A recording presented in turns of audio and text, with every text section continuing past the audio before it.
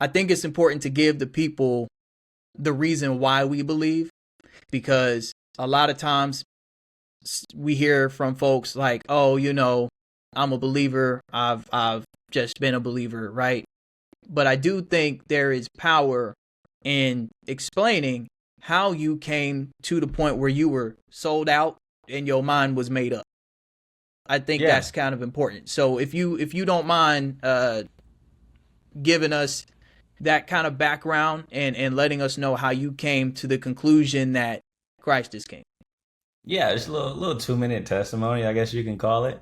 Definitely grew up in the church, right? Since I was like a kid.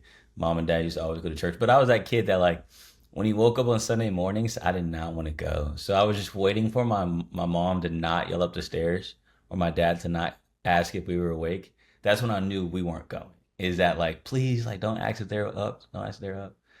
Nine times out of ten, they would though. We would go to church very often, and so yeah, I wouldn't say I came to faith though until college. Now I did get baptized when I was about 11 or 12 after watching this movie called Facing the Giants. Dope I movie if seen you haven't that. seen it. Yeah, if you haven't seen I've it, seen dope Face of the movie. Giant. Yeah, yeah. So after I watched that movie that night, I watched it Saturday night, and then the next day I'm like, you know what? I think I'm gonna go up here and do this whole Christ thing. Because it helped them kick a field goal. Spoiler alert. But what can you do with my life? And so I don't think the I don't think the reasoning behind it was pure though. I also just wanted to drink the grape juice, right? And eat the crackers when everyone else did. I didn't want to be the odd man out.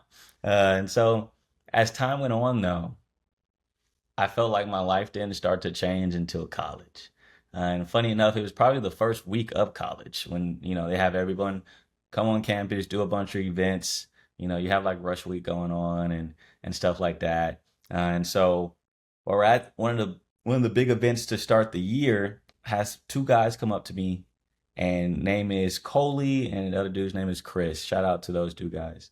Um, they asked me like, hey, you want to play sand volleyball later today? And so went out there, mind you, trying to meet friends, right? Had no intentions of doing anything with playing volleyball, right? They didn't tell me that they were part of some campus ministry. They just invited me out to play volleyball. And so as a young freshman trying to make friends, I went out there and they pulled me over to the side while everyone was playing while I was waiting for the next game. And they asked me like, hey, 1 to 10, since you grew up in the church, how confident that you're going to heaven? And I told them like a 7. Like at the time, don't have sex, don't really drink like that, cuss a little bit, but I'm a pretty good kid, got pretty good grades, never had detention. So I'll say a 7. And so then they said, well, don't you believe in Jesus? I said, yeah, duh. Like I've been believing in Jesus since I was 5 or 6, right? Like I grew up in the church. I knew all the answers. But then they said, well, if you believe in Christ, didn't he pay for those other points that's keeping you away from a 10?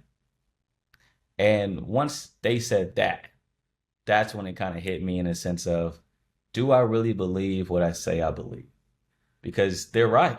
Why am I not confidently saying I'm 100% sure I'm going to heaven if I truly believe that Christ died for all the things that are keeping me away from saying that?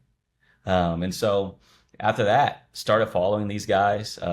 Turns out, like I said, they were campus ministers from the church, the Village Church in Denton, led by Matthew Chandler, very, very great pastor over there.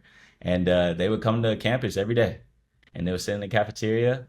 And we had a group of guys, about 12, 13 of us. Some of us are still good friends to this day. And through like a rotating door, right? We'll just come in and out of that cafeteria and they'll stay there all day long, meeting up with guys, sharing the gospel, showing diagrams, figuring out where we're at in our walk.